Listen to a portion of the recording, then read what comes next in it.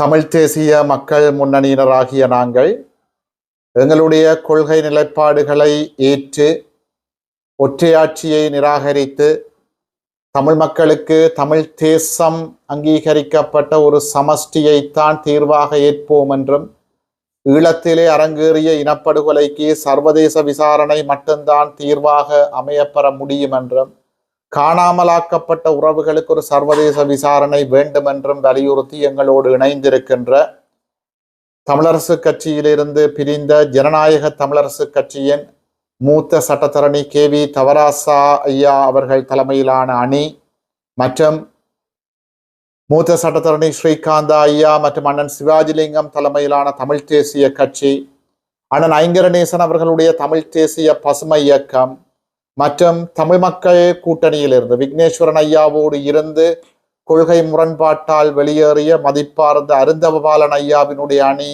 ஆகிய அனைவரையும் ஒன்றிணைத்து தமிழ் தேசிய பேரவையாக சைக்கிள் சின்னத்திலே வடகிழக்கெங்கும் போட்டியிடுகிறோம். இம்முறை மக்களுக்கு உண்மை மிக தெளிவாகிவிட்டது. ஜனாதிபதி தேர்தலிலும் பாராளுமன்ற தேர்தலிலும் JVPயும் அனுரகுமாரவும் சுட்ட வடை இம்முறை வடகிழக்கில் பொரியாது அவியாது. மக்கள் மாயையிலிருந்து விலகிவிட்டார்கள். அதை உறுதிப்படுத்துவது போல் சம்பவங்கள் அரங்கேறி கொண்டு வருகிறது. முந்த நாள் JVPயினுடைய ஒரு MP மருத்துவர் பவானந்த ராஜா அவர்கள் ஒரு கருத்தை முன் வச்சிருக்கிறார் மீட்டிங்ல. என்ன கருத்து என்றால், திஸ்ஸ விகாரையை அகற்றுவது தொடர்பாக அறிக்கை அனுப்பினாலும் மேல்மட்டத்தில இருந்து பதில் வராதாம். நாங்கள் டாக்டர்கிட்ட கேட்கிறோம், பிறகு என்னத்துக்கு டாக்டர் மரியாதை கட்டு அற்பமான MP பதவிக்காக தமிழினத்தை அழிச்ச JVPயோட ஒட்டி கொண்டிருக்கிறீர்கள்? OTPக்கு டாக்டர் பவானந்த ராஜா, சகோதரர்கள் ரஜீவன் மற்றும் இளங்குமரன் ஆகியோர். வடகிழக்கில் 8 MP இருக்கு. இந்த 8 பேரும் வந்தது ஒரு அரசியல் விபத்து. அந்த 8 பேரும் தாங்கள் செய்த பாவத்துக்கு பரிகாரம் தேடுறதுக்கு ஒரு சந்தர்ப்பம் கிடைச்சிருக்கு. உடனடியாக இந்த 8 பேரும் JVPயில இருந்து வெளியேறி தமிழினத்தை காட்டி கொடுப்பதை நிறுத்த வேண்டும். நேற்றைய தினம் யாழ்ப்பாணத்துக்கு விஜயம் செய்த பிமல் ரட்நாயக்க வவுனியால வச்சு அறிவிச்சிருக்கிறார், அரசியல் கைதிகளை உடனடியாக விடுவிக்க முடியாது என்று. அவருக்கு பக்கத்துல வெக்கம் கெட்டு தமிழ் உறுப்பினர்கள் பதவிக்காக ஒட்டி கொண்டிருக்கிறார்கள். அவர் பேட்டி கொடுத்த அதே நேரமும் இருக்கிறார்கள். யாழ்ப்பாணத்துல இருந்து டாக்டர் பவானந்த ராஜா, ரஜீவன், இளங்குமரன் என்று 3 பேர் இவைய வச்சு கொண்டு JVP அறிவிக்குது அரசியல் கைதிகளை விடுவிக்க முடியாது, தமிழர்களுக்கு ஒரு சர்வதேச விசாரணையை நடாத்த முடியாது. இதுக்கு பிறகுமே JVPயோடு நிக்கிறீங்க. இந்த JVP யார்?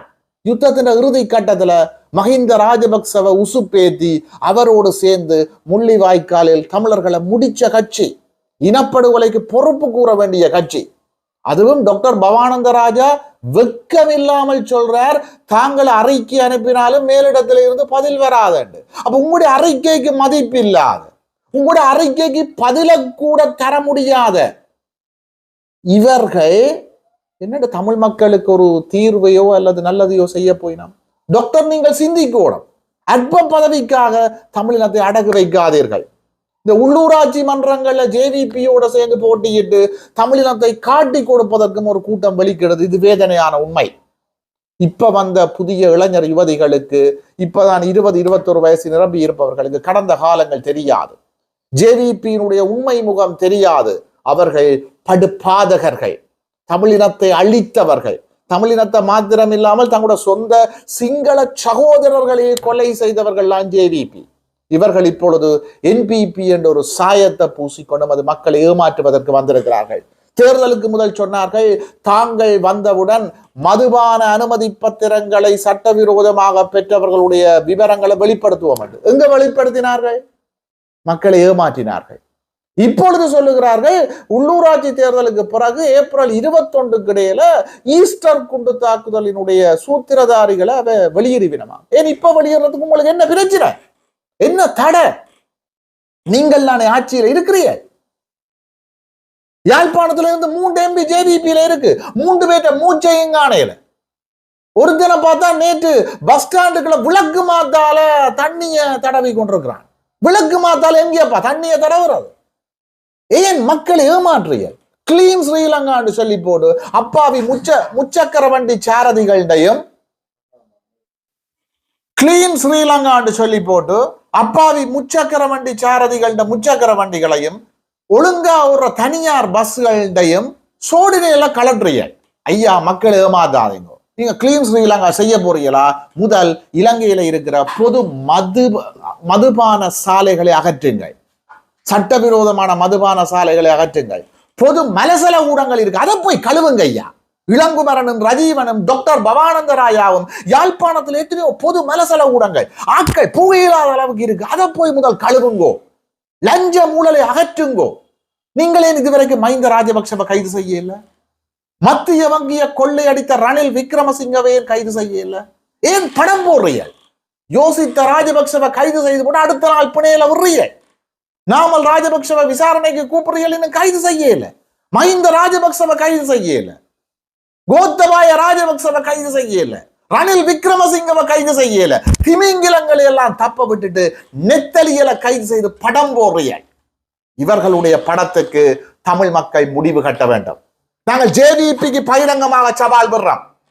எமது மண்ணில இருந்து கொண்டு தமிழ் மக்களை ஏமாத்தி கொண்டிருக்கிற பேக்காட்டி கொண்டிருக்கிற கடற்றொழில் அமைச்சர் ராமலிங்கம் சந்திரசேகரை பார்த்து கேட்கிறேன், அமைச்சர் அவர்களே, நீங்கள் யாழ்ப்பாணத்தில் இருந்து படம் போடாமல் முடிந்தால் உங்களுடைய கட்சிக்கும் அனுரகுமாரவுக்கும் முதுகெலும்பு இருந்தால் இலங்கையை கொள்ளையடித்த பொருளாதாரத்தை வங்குரோத்தாக்கிய ராஜபக்சே குடும்பத்தை கைது செய்து சிறையில் அடையுங்கள்.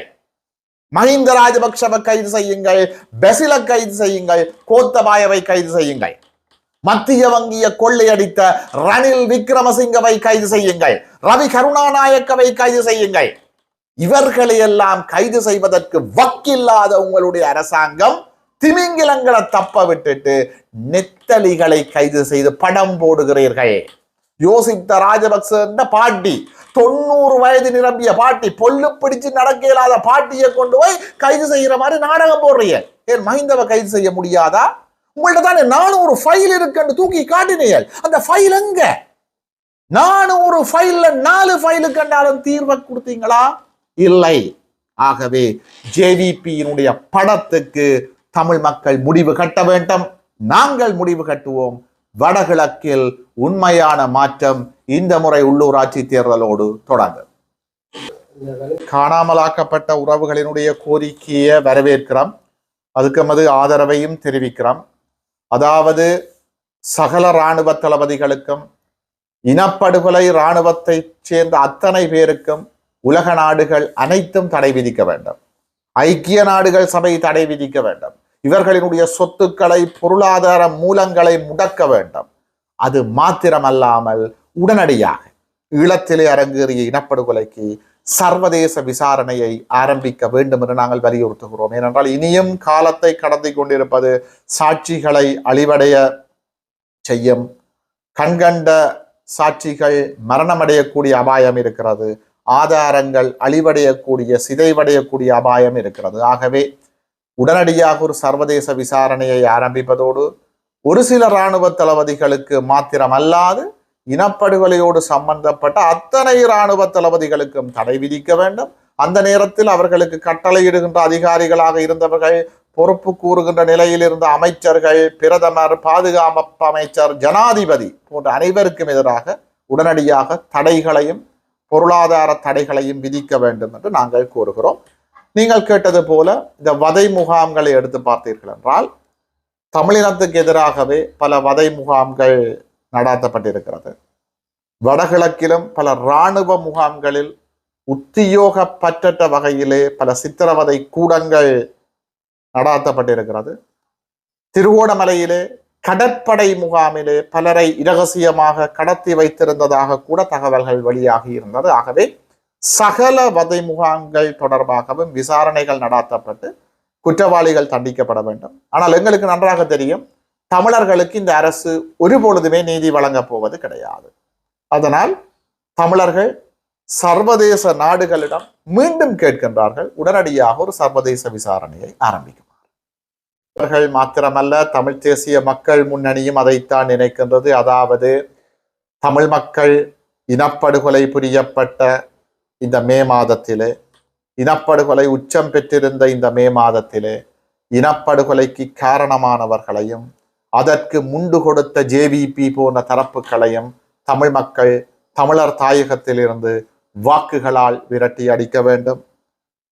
இனப்படுகொலை செய்யப்பட்ட மக்கள் என்ன நோக்கத்திற்காக, இந்த இலட்சியத்திற்காக, இந்த விடுதலையை மனதிலே யாசித்து தங்களுடைய இன்னுயிர்களை ஈகம் செய்தார்களோ, மாவீர பெருமக்கள் இந்த கனவுக்காக தங்களுடைய உயிர்களை தியாகம் செய்தார்களோ, அவற்றை மனதிருத்தி தமிழ் தேசியத்திற்காக, தமிழ் மக்களினுடைய எதிர்கால விடுதலைக்காக, எமது இருப்பை பாதுகாப்பதற்காக, வடகிழக்கிலே விகாரைகள் கட்டப்படுவதை தடுப்பதற்காக, தமிழ் தேசம் பறிபோவதை தடுப்பதற்காக, தமிழ் தேசத்தை வலியுறுத்துகின்ற கட்சிக்கு தமிழ் மக்கள் வாக்களிக்க வேண்டும் என்று கோரி நிற்கின்றனர். ஜேவிபியினுடைய யாழ் மாவட்ட பாராளுமன்ற உறுப்பினர் இளங்குமரன் அவர்கள் ஒரு ஊடகவியலாளர் ஒருவரை அச்சுறுத்தியதாக தகவல் வெளியாகி இருக்கிறது. அந்த விடயத்தை அந்த ஊடகவியலாளரோடு கதைத்து நானும் உறுதிப்படுத்தி இருக்கிறேன். அதாவது கடைசியாக யாழ்ப்பாணத்திலே நடைபெற்ற கூட்டத்திலே மின்சார சபையினுடைய பொறுப்பான அமைச்சர் இந்த நாட்டுக்கு 24 மணித்தியாலமும் மின்சாரத்தை கிடைக்கச் செய்வோம் என்று கூறி சில நிமிடங்களில் மின்சாரம் தடைப்பட்டிருக்கிறது. இது அவர்களுக்கு ஒரு பெரிய அவமானமாக மாறியிருக்கிறது. இந்த உண்மையை ஒரு ஊடகவியலாளர் தனது முகப்புத்தகத்திலே எழுதியிருக்கிறார். அதை பார்த்த ஜேவிபியினுடைய பாராளுமன்ற உறுப்பினர் தம்பி இளங்குமரன் அவர்கள் உசுப்பேறி அந்த விடயத்தை ஒழுங்காக ஆராயாமல் அந்த ஊடகவியலாளரோடு முரண்பட்டு அச்சுறுத்தி இருக்கிறார்.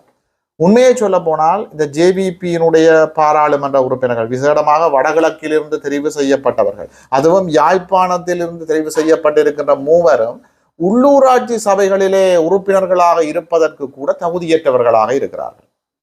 இவர்களுக்கு உள்ளூராட்சி சபையில இருக்கிறதுக்கு கூட தகுதி இல்லை என்றது வேதனையான உண்மை.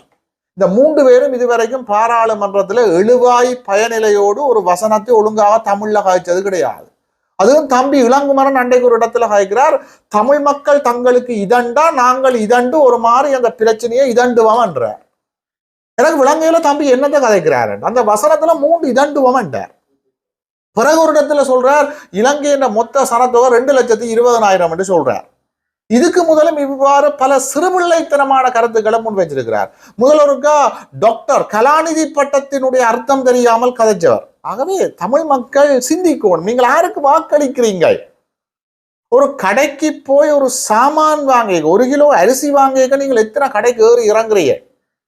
எந்த கடையில தரமான அரிசி விற்குதுன்னு பார்த்து வாங்குறீர்கள். ஆனால் எமது மக்கள் பிரதிநிதிகளை தெரிவு செய்கின்ற பொழுது இதன்றாக்களுக்கு வாக்களிக்கிறீர்கள். நீங்கள் பிழையாக இதண்டால் அவங்களும் இப்படித்தான் தண்டுவாங்க. எங்கட மக்கள் சிந்திக்கோணும். உண்மையில் இது எமது மக்கள் இழைத்த ஒரு தவறு.